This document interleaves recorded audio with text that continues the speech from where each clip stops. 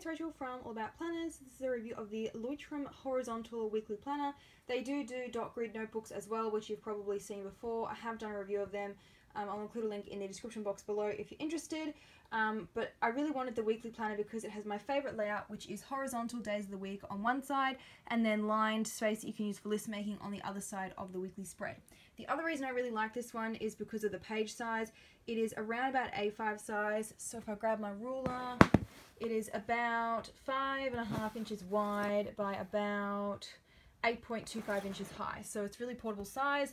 I don't normally go for sewn bound notebooks, however these do tend to lay flat, and if not you could use a butterfly clip to hold the pages open. It is quite thin, it's not even like a centimetre thick, and it feels like it weighs practically nothing. I don't think it would weigh much more than my Kindle. Has the usual elastic band. There was a bunch of different colours as well. I picked the pink because it's something different than boring black. There's also blue and green, all the other colours as well, as you've probably seen with their dot grid notebooks. So just grab this off. If you're a fellow Aussie watching this video, it can be a bit hard to find these in Australia. I got this one at Dimmicks.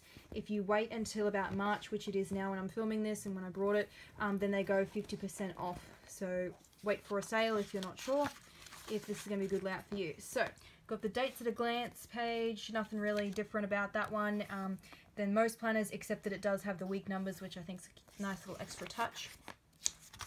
We go into the kind of like quarterly planning, but in list formats. You could use this for birthdays, projects, holidays, events, etc. And you get 2019, 2020. They've got all the international holidays, which is quite different to most other planners. So if I go to Australia, then you can see all the holidays listed out. I quite like this table format. It would be good if you were doing like sales and you wanted to keep it with other countries' holidays, like Black Friday. I do that even though we're Australian. We don't really have a Black Friday. It's more US holiday. This page here I thought was quite clever, this project plan. I typically do like a Gantt chart style thing where I'll go, this is the task, and then I'll shade in like the boxes for each day that I'm going to do it. So I really like this page. I really wish more planners included stuff like this. Really like it, and like that it's got the week numbers shaded on it as well. This is probably my favorite page of the whole planner. And then we go into the actual weekly spread. Now, one thing that I find kind of odd, because it is trying to appeal to worldwide, you've got all the little codes for all the countries, which you can then tie back to that table. So you can live anywhere in the world and use it, but you do have a lot of this stuff cluttering up the pages with all those letters on it. As for laying flat, as you can see, it is laying flat on its own. It's not too curled up either, which is pretty good. I would say it's one of the better sewn bound notebooks that I come across. So most of them just close like that and it's really annoying. Starts on a Monday, and it does have a combined space for the weekend, so you don't get a full box. It's combined into the space of one, which is a little disappointing. However, you do have this really big lined notes page on the right here. The lines are a bit closer together than most planners. I would say they're only about 5mm spacing, which is a little closer together, but not so small that it's not going to be usable.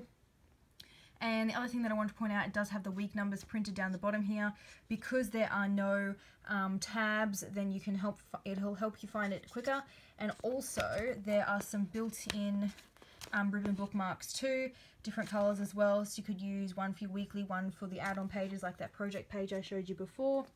Really minimalist layout, so you can, there's all those dates again, so you can color it, use stickers, pens, etc., whatever you want.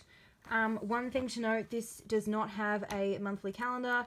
It just has the weeklies and then some notes pages at the back, which is one of the other reasons why this planner appealed to me, because I don't tend to use a traditional like the box format of a monthly calendar that most planners have.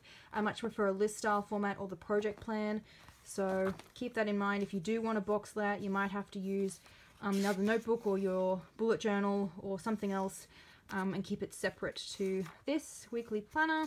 At the very back there are some blank pages.